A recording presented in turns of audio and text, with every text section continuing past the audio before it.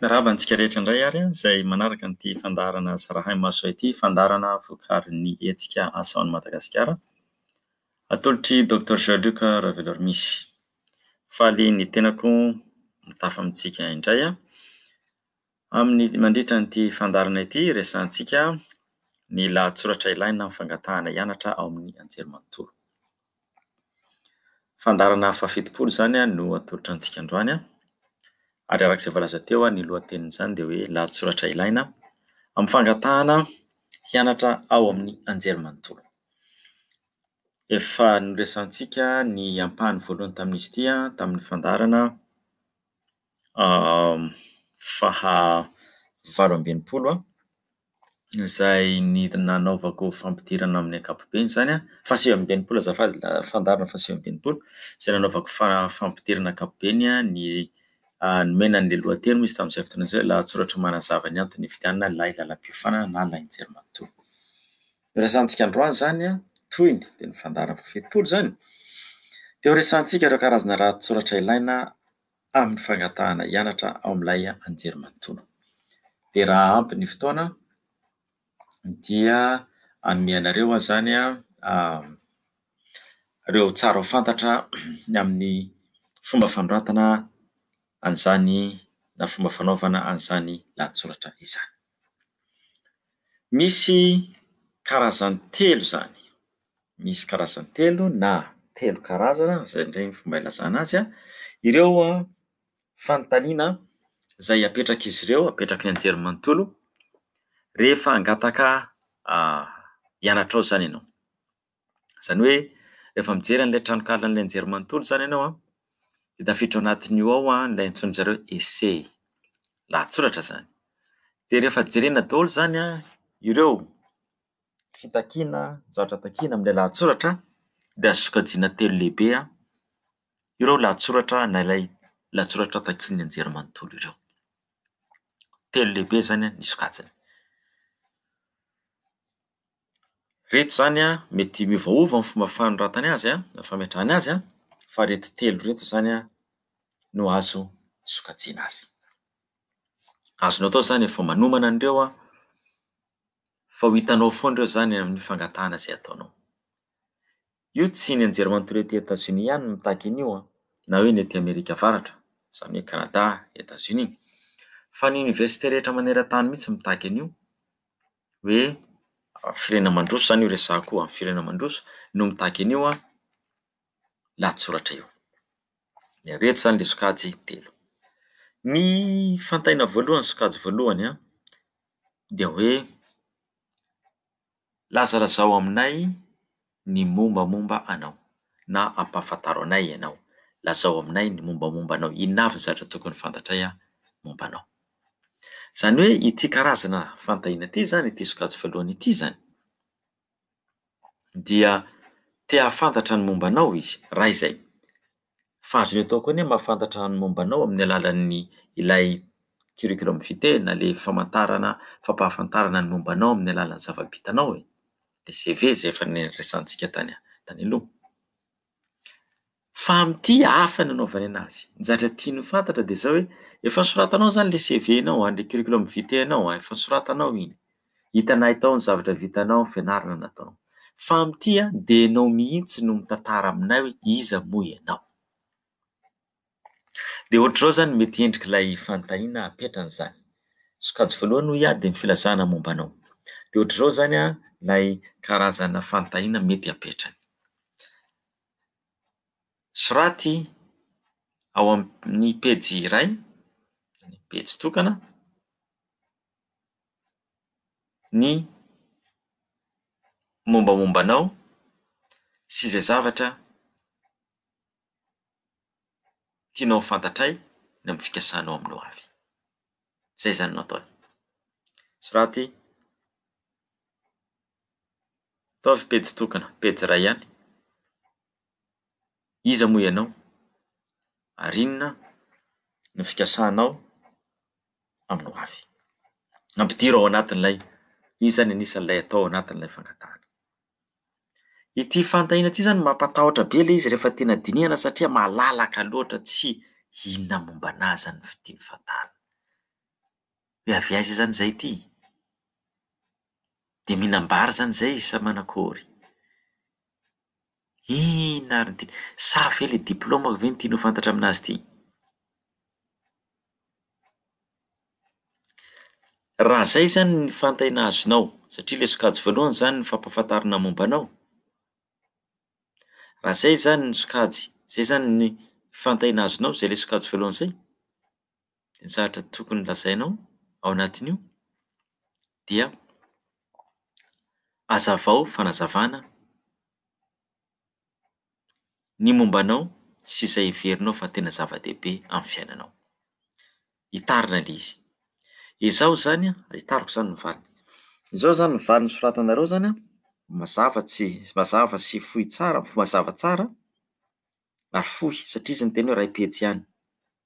De tsy ny zavatra rehetra akory no tantaraina hoe zahay de avy any Ambohibotavo any Ambatondrazaka, faritany izy io zany région izy io zao région Alaotramangoro, faritany Toamasina zany izy io taloha, de ny tenako zany zay io de 12 Menada zay de efa manambady daholy ny zoko rehetra fa za rery mbola tsy manambady de any Antananarivo zany mianatra.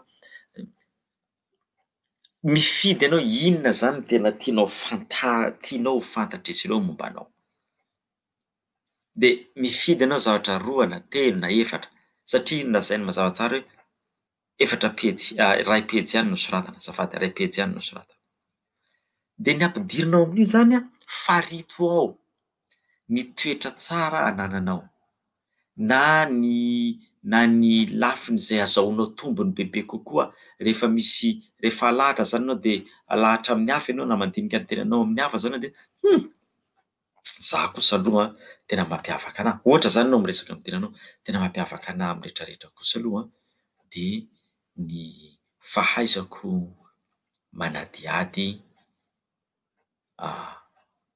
ny zava-misy, de avy eo mandray fanapahan-kevitra miainga amin'ny zavatra fantatra kanefa misokatra ihany koa amin'ny hevitry ny hafa. Zay zao ohatra zavatra kalitao, zavatra manokana mampiavaka anao. Ka tsy ampy nefa filazana an'izay fa tsy maintsy asianao ohatra. Ny andraikitra tanako ao amin'ny fiangonana misy ahy de filohan'ny tanora. Ary amin'ny maha filohan'ny tanora zany de mahita toe-javatra marobe izay atrehan'ny tanora ary tsy mora satria latsaka eo anelanelany ray aman-dreny sy ilay tanora ny tena. Ohatra, nisy tanora tao amin'ny fiangonanay te handeha hilasy ireo tanora ireo, kanefa tsy ampy taona ireo ankizy ireo. De raha ny fanirian'izy ireo de handeha daholo ary nisy ray aman-dreny aza mampirisika, ndao mandeha fa nareo tanora mba misokatra ny saina. Misy indray nefa ray aman-dreny ety amin'ny ilany milaza hoe tsy azonareo atao zany fa tsy ampy taona, fa tsy maintsy misy ray aman-dreny manaraka anareo. Ny tanora indray etsy an-daniny tsy manaiky. De anisan'ny zavatra haiko ny mandravona rehefa nataoko ny fanadihadiana de naravona lay izy ary ny hevitra nentiko tamin'izay de izao: ho ataon'ilay lasy, mandeha ny tanora, mandeha ihany koa ny ray aman-dreny hanotrona anay fa misy fotoana manokana zay omena an'ireo tanora ireo zay zareo rery ihany no miaraka mikarenjy milalao any fa ny ray aman-dreny mijanona aty amin'ny toby. Zay le fahaizana asehonao, fahaizanao mandravona toe-javatra maro samihafa de aravinao le izy mba ahitana vokatra. Zay zany ny zavatra tadiavinao hoe asongadinao le zavatra manokana momba anao zany. Soatoavina, zavatra mampiavaka, fahalalana manokana, fahaizana manokana. Fa ireo rehetra ireo anefany de ataonao mifanaraka tsara amin'ilay lalam-piofanana zay tianao angatahana ianarana sy fanaraka ihany koa amin'izay zavatra fantatra na tsara fantatra momba ilay anjerimanontolo. Zay le zavatra fantatra na ilay tsara fantatra zay zany ohatra hoe le vinan'le anjerimanontolo, ilay iraka ampinaovina ny anjerimanontolo, ny teny baiko n'ilay anjerimanontolo. Dinianao tsy maintsy fantarinao zany reo rehetrarehetr'ireo rehefa maly an'ity fanontaniana ty ianao dia dinianao hoe inona momba ny manokana izay ho soratako. Afaka miteny ianao, zany nareo zany miteny mety hiteny hoe za zany ve tsy afaka hiteny hoe za avy any Ambatondrazaka na za avy any Brickaville. Azonao atao ka azonao ampidirina any amin'ny ataonao amin'ny paragrafy iray any amin'ny fampidirana ohatra zay. Fa zay rehetra lazaina dia lanjalanjaina dia jerena ny vesatra hoentiny iny zany eo amin'ilay fangatahana. Ilaiko ve no miteny fa izahay dia 12 mianadahy. Dia raha 12 mianadahy zany nareo dia maninona? Inona ny ifandraisan'ny 12 mianadahy amin'ilay fianarana? Misy ifandraisany ka. Mba ahafahanao milaza fa aminareo amin'ilay izay 12 mianadahy na aminareo 12 mianadahy ianao irery no niakatra ny anjerimanontolo. Ampisongadinanao zany fa ianao dia miavaka amin'ny rehetrarehetra, mety noho ny risibonao na mety koa ny amin'ny finiavana ray aman-drenao. Dia izay ilay asongadinao. Ny zavatra soratana amin'ity taratasy ity zany dia tena mipetrapetraka avokoa, tsy tenitenenina be fahatany atao resabe mandany andro balao asy ampiasonana fotsiny fa didio fa ity mangataka. Mangataka alina fa zao andalina hianatra any isika no mangataka ihany koa vatsim-pianarana. Ka ilay sokajy voalohany ilay lazaiko teo zany ampahafantaro anay ny momba anao, soraty ao anatin'ny iray pejy sy ny zavatra tianao atao amin'ny ho avy, io zany dia anasogadinana hoe zavatra manokana mampiavaka anao, kalitaonao, zavatra izay tonga anao hisongadina amin'ny rehetrarehetra, fahaizana, fahalalàna, fa zao fanampin'izay dinio tsara, vakio tsara ilay anjerimanontolo na ilay lalam-piofanana, dia jereo hoe inona ao amin'io mombamomba an'io lalam-piofanana na zavatra mampiavaka an'ilay anjerimanontolo io no ahitanao hoe zavatra mampiavaka anao ka mahasoa azy na ilainy na mifanaraka amin'ny mombamomba an'ilay anjerimanontolo zany ny mombamomba anao. Zay zany ny karazany voalohany. Karazany faharoa indray, lahatsoratra karazany faharoa. Io zany ilay lahatsoratra leo soratana ihany io mbola resantsika io. Karazany lahatsoratra faharoa indray dia zao. Io ilay sokajy faharoa indray zany dia manontany anao izy, irahany ianao, asainy ianao, manazava ny antony fidiananao an'ilay anjerimanontolo. Zay indray zany sokajy faharoa. Ilay sokajy voalohany fampahafantarana momba anao. Sokajy faharoa fakana ny hevitrao momba ny antony ny fidiananao an'io anjerimanontolo. Ity fanontaniana ity zany dia soratan'ny zareo ny antony angatahany anao hanoratra anazy io zany dia tiany ho fantatra tsy inona ny tanjonao eo amin'ny fiainana. Inona moa zany ny tena tanjon'ilay rangahy ity hozy amin'ny fiainana, ity ramatoa ity mpianatra ity amin'ny fiainana. Tiany ho fantatra izy ireo ihany koa fa tena matotra be ianao amin'ilay fanapahan-kevitra hianatra amin'io ilay sekoly io. Zay ilay zavatra tiany tadiavina. Hoe tena matotra tokoa ary resy lahatra ianao fa io sekoly io mihitsy zany no tianao hianarana. Rehetra zany ohatra fanontaniana mety ho hitanao amin'ity lelafy indray hoe mangataka fanazavana izy amin'ny antony ny fidiananao hianatra amin'ny sekoly. Ity zany ohatra. Maninona no ity sekoly ity no hitanao fa mifanaraka aminao na hoe safidy tsara ny ianaranao amin'ity sekoly ity. Maninona an'izay no fanapahan-kevitra niraisinao? Hazavao anay fa ity sekoly ity no tsara indrindra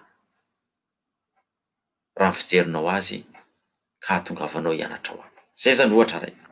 Fanontaniana faharoa mifandray amin'ity sokajy faharoa ity ihany koa dia zao hoe lazao anay ny tanjonao eo amin'ny fiainana amin'ny lafiny asa sy ny paikady na ny drafitra izay efa nomaninao na ny fikasanao rehefa vita ny fianaranao.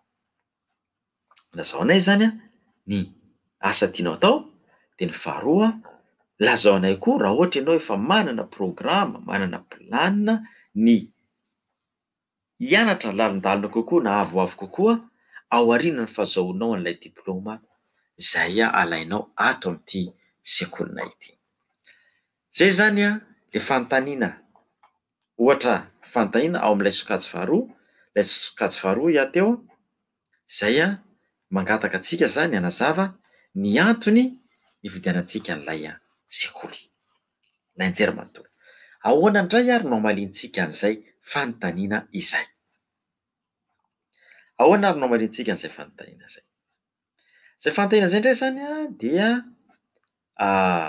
ho jerentsika aloha zany no tena votoatiny. Inona moa zany no tena tiany ho jerena? Ny tiany ho jerena eto anie de hoe ahoana moa ny fomba nifidiananao an'ity anjerimanontolo ity, le lalana nahatongavanao amin'izay fanapahan-kevitra izay? Le fanontaniana mantsy mazava be. Satria anontaniana hoe maninona moa no lazainao fa ty no anjerimanontolo mifanaraka tsara amin'ny zavatra ataonao? Ka ny zavatra tiany tadiavina zany de ilay lojikanao. Misy lôjika ve ianao amin'ny famaliana fanontaniana? Raha te hianatra ato amin'ny Androzy University ohatra ianao, hianatra momba ny fampandrosoana, raha zay zany ny fanontaniana amenay anao, dia inona ny antony? Misy be dia be anie ny anjerimanontolo mampianatra momba ny fampandrosoana e, fa maninona no aty amin'ny Androzy Université no mifidy azy, no nifidinao?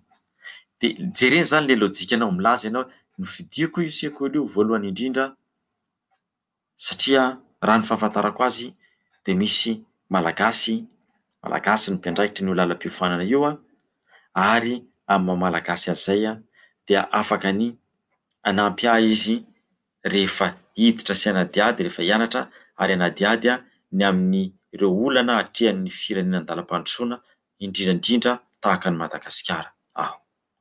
Na koa amin'ny fikarohana izay ataoko de resaka manokana ny amin'ny atao hoe fihavanana malagasy. Ka amin'ny maha-malagasy azy de heveriko fa afaka manampy ahy izy amin'izany fikarohana zany. Na koa anao tsy apetraka ao amin'izay le hoe malagasy no tale ao, ny tale lalam-piofanana, fa apetraka hoe io lay anjerimanontolo io rehefa nataoko ny fanadihadiana dia tafiditra ao anatin'ireo anjerimanontolo lohalaharana amin'ny fahasamihafan'ny olona miasa sy olona mianatra ao. Zany hoe be dia be ny olona avy amin'ny firenena maro samihafa mianatra ao ary ny statistika dia mampiseho fa ao anatin'ireo anjerimanontolo telo voalohany izay misy olona avy amin'ny firenena maro samihafa ilay Androzy University. Ka amin'ny tenako izay liana amin'ny resaka fampandrosoana, liana amin'ny fahasamihafana eo amin'ny fiarahamonina ary mankasitraka an'izany fahasamihafana zany dia nifidiko ilay anjerimanontolo satria hitako fa mifanaraka amin'ny soatoavina izay ekeko zany. Ohatra zany zay. Mahitsy be io mazava be io fa mila lôjika. Raha ohatra indray ianao zany miteny hoe nofidiko io lalam-piofanana io satria rehefa nampitahiko tamin'ny lalam-piofanana hafa de ao no misy ny zavatra tiako ianarana, de manome porofo anao hoe lalam-piofanana rehetra de miresaka momba an'izao daholo lafina fikarohana, fa ity ilay Androzy Université ity dia miompana misy tena fianarana manokana momba ny fiatrehana fiomanana amin'ny fiatrehana ny loza voajanahary na rivo-doza na korontana sosialy na ady na korontana politika. Misy ambaratonga manokana miompana amin'izany aho ary ny tompona andraikitra voalohany amin'izany dia fantatra eo amin'ny sehatra iraisam-pirenena indrindra indrindra fa ety Etazonia raha vao miresaka fanomanana sy fiatrehana loza izany isika. Zay ny antony nifidianako azy. Ianao zany mitady lôjika, mitady zavatra mavesatra fa tsy hoe fidiko satria tsy nahita ahako, afa-tsy io, na nifidiko satria za te ho any Etazonia. Tsy lavitra ny afon'ny kitay raha zay no soratanao. Fa tsy maintsy jerenao zany misy lôjika ny zavatra rehetra soratana mazava tsara, mamirapiratra. Tsy zavatra mampisalasala fa mandeha lôjika tena mipetrapetraka daholo ny resaka rehetrarehetra. Mety hiteny tsy soraty ao anatin'ny iray pejy de fantenanao fidinao tsara mihitsy inona avy le teboka ho soratako. Raha miteny izy hoe iray pejy de iray pejy, raha miteny izy hoe dimanjato azafady de dimanjato. Latsaka kely mety fa tsy azonao atao mihoatra hoe raisy dimanjato fotsiny anie iny. Rehefa dimanjato de dimanjato. Aleon'ny olona aza mahita anao manoratra latsaka kely na latsaka be toy izay manoratra mihoatra kely na mihoatra be fa niny le takiny iny azo atao mihoatra an'iny. Zany hoe lojika ho any tadiavina amin'ilay hoe lazao anay ary ny antony fidiananao an'ity anjerimanontolo ity maninona ity anjerimanontolo ity no nifidinao ary maninona no heverinao fa io ny tsara indrindra ho anao. Dia ny fomba anaovanao an'izay koa ny atanao an'izay dia mbola miverina ihany ilay fototra niresantsika hoe jereo zany momba ilay anjerimanontolo adiadio fantaro ny tantarany, ohatr'izany koa ilay lalam-piofanana dia mijery zavatra izay mampisongadina ny olona anjerimanontolo io ianao dia soraty dia ampifandraisao amin'ny fiainanao zany, ampifandraisao amin'ny safidy zany, ampifandraisao amin'ny tanjonao zany, ampifandraisao amin'ny soatoavina izay anananao zany. Averintsika zany ilay izy misy sokajy telo iaho ilay karazana fanontaniana valiana amin'ilay lahatsoratra. Io zany ray amin'io ihany no omeny anao amin'ny ankapobeny. Ny sokajy voalohany dia ny sokajy mampafantatra ny tenanao amin'izy ireo sy ny zavatra kasainao atao aminao avy. Iny zany dia fidinao mihitsy zavatra manokana mifanaraka amin'ilay lalam-piofanana ilay anjerimanontolo. Sokajy faharoa indray dia ilay fanontaniana milaza fa maninona no nifidinao io anjerimanontolo inona ny mampiavaka an'io. Iny indray zany dia jerinao ny zavatra izay manokana mampiavaka an'ilay anjerimanontolo ka misy ifandraisany amin'ny fiainanao. Misy ifandraisany amin'ny lalam-piofanana tianao atao. Misy ifandraisany amin'ny lasanao, misy ifandraisany amin'ny firenena na fiarahamonina misy ianao. Dia azavainao arak'izay ilay izy. Sokajy fahatelo. Ny sokajy fahatelo indray dia asaina ianao mamakafaka dia mitsikera toe-javatra iray. Io zany ilay fakafakao dia tsikerao tamin'ny tany amin'ilay naka-baccalauréat tany amin'ny taona famaranana. Asa raha mbola zany ny laza adina amin'ny teny malagasy zao. Io moa zany tamin'ny andronay dia hoe fakafakao dia tsikerao.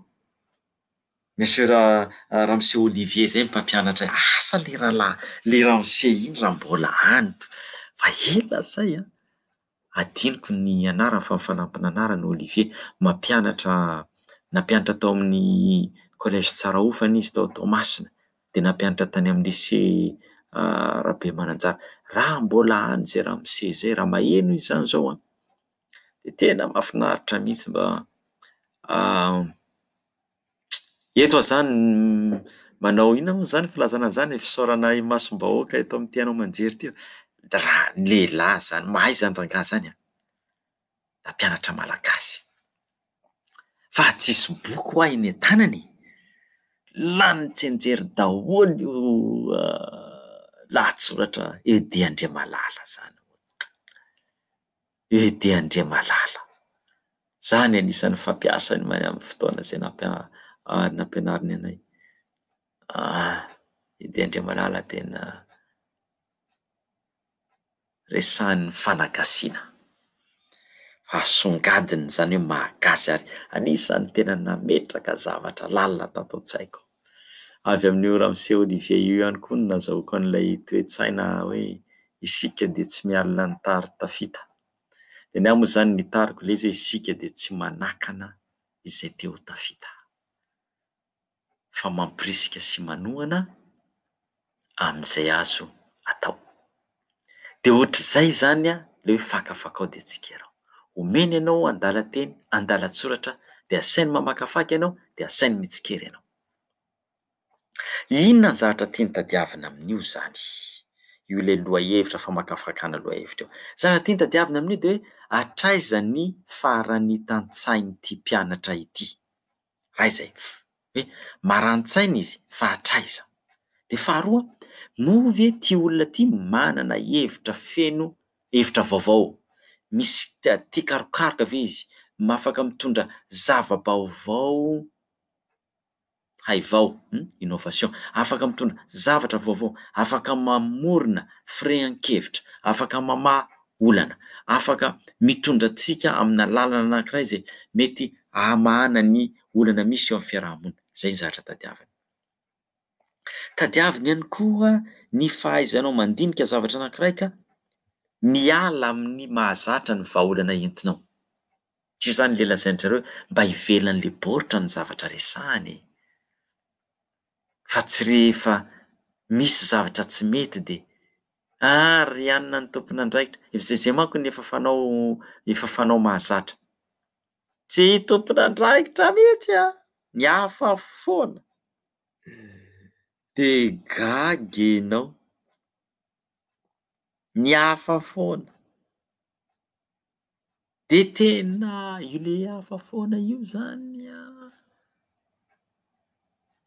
asa ratsapany fa izy mihitsy le hafa satria tsy mahalala le andraikiny. Ka nitindry zareo tadiavina am'ty le fanoratana hoe famakafakana aloha hevitra ty zany, de tiany ho hita eo hoe hatraiza ny fahafahanao misaina, hatraiza ny fahafahanao mamorona manome vahaolana, hatraiza no fikarokarohana zay tafavoakanao azonao entina hanatsarana ny fiarahamonina, fanampin'izay hatraiza ihany koa ny fandraisanao andraikitra, fandraisanao an-tànana ny fitondrana vahaolana amin'ny zavatra misy eo amin'ny manodidina anao. Ohatra, fanontaniana mety ho voarainao zao de hoe ianao ve mino ny elanelana na ny antsana mampisaraka ny tanora sy ny antitra, na elanelana misy eo amin'ny taranaka fahasamihafana. Hazavao ny fahasamihafana misy amin'ireo sokajy roa, tanora sy antitra ireo ohatra, tanora sy ny ray aman-dreny, de hazavao ihany koa ny vahaolana azonao entina hamahana an'izany. Zay le hoe fakafaka ao de tsika reo. Inona zany ny valiny azontsika entina am'izay? Raha ohatra zany ka manontany ny hevitrao izy, dia zava-dehibe eto zany amintsika no mitondra le hevitra fa saingy tsy ampy zay. Fa ny fanazavana antsika de tsy maintsy hamafisina amin'ny alalana porofo. Io porofo io de mety ohatra hita teny anivon'ny fiarahamonina na tany amin'ny boky na tany amin'ny fikarohana zay nataonao, io porofo io.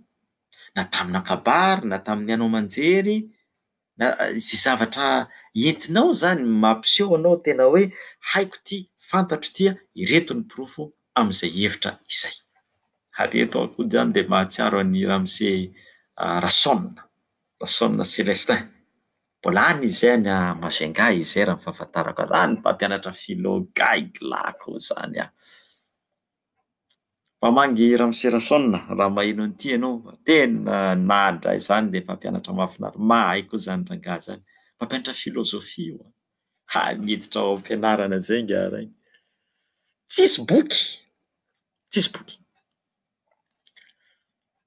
Tonga de lakirele tsaoka fotsiny de manoratra ery amin'ny tabilao. Miresaka an'le ny fisiany maha olona, ny fisianao. Azavainy ao am'izay. Tsy kerainy zany, azavainy le lohahevitra de omeny am'izay le porofo.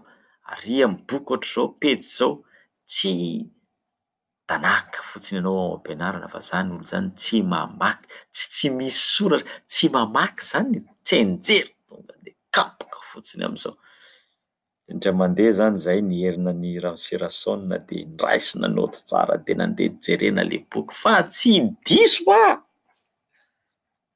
Ohatr'izay le tadiavina eto. Ianao zany manazava de afaka manome mihitsy ianao porofo. Io zany le ataontsika hoe tahiry, référence. Afaka manome ianao zany tahirin-kevitra manamafy le zavatra nosoratanao miaraka amin'ny pejy, ny mpanoratra, ny pejy, tao namoahana an'ilay boky. Raha ohatra indray ka fikarohana nataonao teny anivon'ny fiarahamonina de asianao porofo hoe araka ny fanadihadiana nataoko tamin'olona zato, nametrahana an'ireto fanontaniana reto tamin'ny fotoana ohatran'izao, de reto ny valiny, zao isan-jato nanome an'ity valiny ity, ty isan-jato nanome an'ity valiny ity. Zay le porofo zay tiany ho hita hoe hatraiza ny tanjaka ara-tsain'ity mpianatra ity. Ilaina ho any le mikarokaroka sy le mamorona zavatra vaovao eto na zany nefa ny hatsara ihany mandanjalanja fa sao de be resaka loatra ianao de mihoatra ny pejy na tsy mifantoka tsara am'le lohahevitra napetraka taminao ny zavatra soratanao.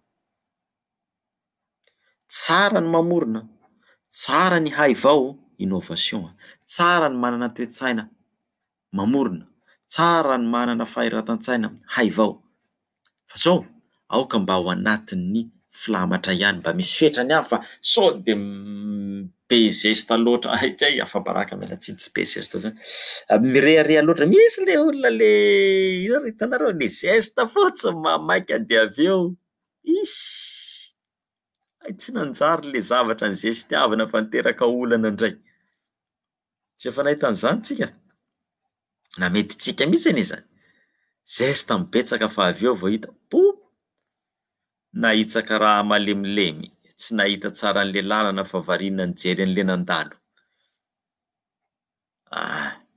zay vao tantara amin'izay manadio ny kapa avy eo ka zay ny mila fitandremana eto ilaina le haivao ilaina le farany hitan-tsaina ilaina ny mampiseho fa mainao ilaina ny mampiseho fa ianao de tsy voafehina fiheverana na filamatra mahazatra fa sao fehezo tsara sao de lasa lavitra ka ity le sokajy fahatelo ty de tena tanjaky ny sainao sy ny fahaizanao sy ny fahalalanao no sedraina eto za moa zany nanome ohatra an'ireny mpampianatra teo Ramose Olivier adiniko ny anaran'le rangahy farambany izy de mampamangany amin'izay mahalala zay nianatra tao Tamatavy nareo nampianarin'i Ramose Olivier ohatra moa any ianao Ramose ka mba afaka mandefa hafatra kely ao amin'ilay Facebook tsika zarahy maso de mba alefaso rangahy mba hifandraisana fa mahafinaritra toy ny sehatra ohatr'itony koa anie ny fotoana ahafahantsika maneho fankasitrahana an'ireny mpampianatra ireny fa raha tsy nisy nampianatra angaha ho tonga amin'izao mampalahelo moa zany ny mpampianatra any amintsika de tsy nitsoniavina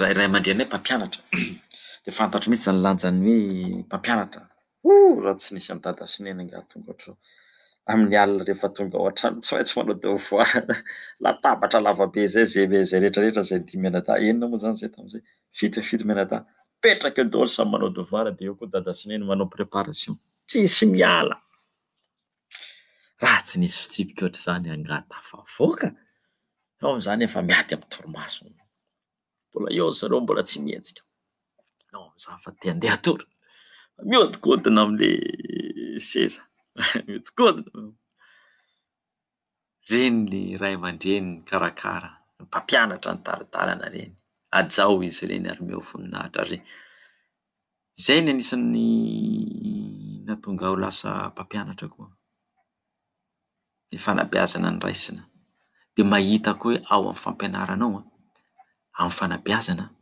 rehefa tena vonona tokoa isika de afaka manova de zay moa zany ny teny baikonay ao amin'ilay hetsika asa ao Madagasikara olona no harena rehefa le harena no hajaina le harena no karakaraina le harena no ampitomboina de tena lasa ary zay mba faniriantsika zany ao amin'ity tanindrazantsika ty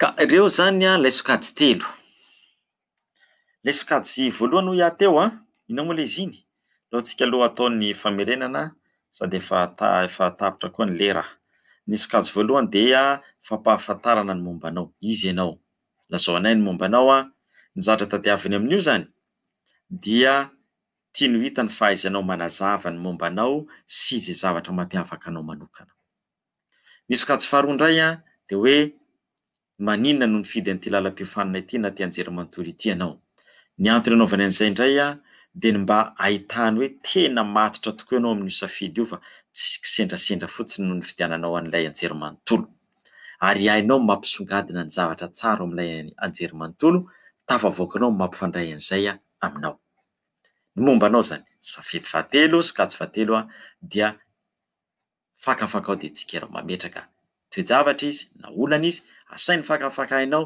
de asainy tsikerainao amoahanao ny hevitrao eto no anehoanao fa maranitra ianao mahay ianao mivoaka amin'ny mahazatra ianao afaka mamoron-javatra ianao ary afaka mitondra vahaolana ianao reo zany lay sokajy lay lahatsoratra de ohatr'izay ihany koa zafady ny fomba amaliana azy ny ataontsika indray zany amin'ny fandarana manaraka dia anomenareo indray ny torohevitra lisitra zavatra maromaro zany amin'ny fomba fanoratana an'ilay lahatsoratra. Fa zay aloha zany ny sokajina fantaniana zay efa omanina tokony efa fantatrareo de miovaova io arak'ilay anjerimanontolo jerenareo. Hoy natao ny anjerimanontolo de rafitrareo. De raha amin'ny teny frantsay moa zany le anjerimanontolo de rafitra amin'ny teny frantsay, raha teny anglisy de amin'ny teny anglisy. De ho resahantsika zany zay dingana manaraka azy indray zany amin'ny fandarana manaraka. Dia mankasitraka sy mankatelina antsika rehetra ny hianatra amin'ny farany mankasitraka anareo zahay ato amin'ny hetsika asa ho an'i Madagasikara. Indrindra indrindra fa ny tenako Dr Jean-Luc Ravelormisy izay nanomana sy nanoatra ny fandarana. Misaotra hatrany ny AZ Radio Télévision, mankasitraka Rahalahy Fidèle amin'ny fanorana an'ity fandarana ity fanomezana azy maimaim-poana. Tsika amin'ny raharaha le resaka farany voafako maly angambany isa tamin'ny maly le nisy zavatra nantaiko satria misy feo manko henoko aty fa hoe misy tsy mankasitraka ty zavatra ataontsika aty ka hitadiavana fomba zany ny ampanginana ny tenako. De tamin'izay moa ny resaka zay amin'ny rahalahiny amin'ny hoe de ny fandarana de hitohy foana ka hitohy foana fa